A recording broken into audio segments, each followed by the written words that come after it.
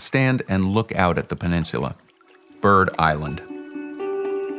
Though originally designed as an island, Jensen's final designs connected it to the Ford estate.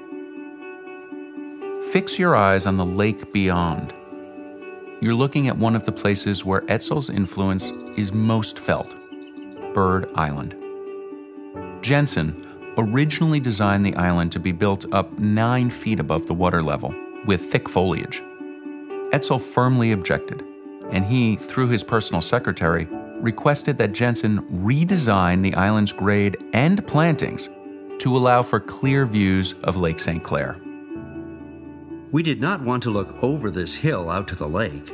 The natural grade on that point, before any work was done, was the nearest to our ideas as to what it should be, and every foot of fill on top of that original grade makes it worse to our minds. Edsel Ford. Notice the low grade of the island, the view of the lake beyond.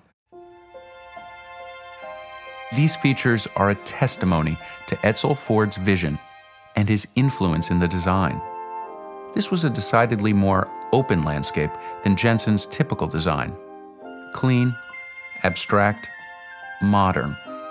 We see these clean lines in the fender of a Lincoln Continental, and we can see them in this landscape.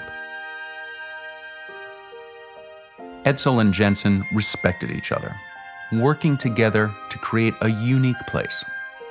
The resulting landscape is a hybrid, a collaboration between designer and client, a bridge between two aesthetics, the prairie style and the modernist.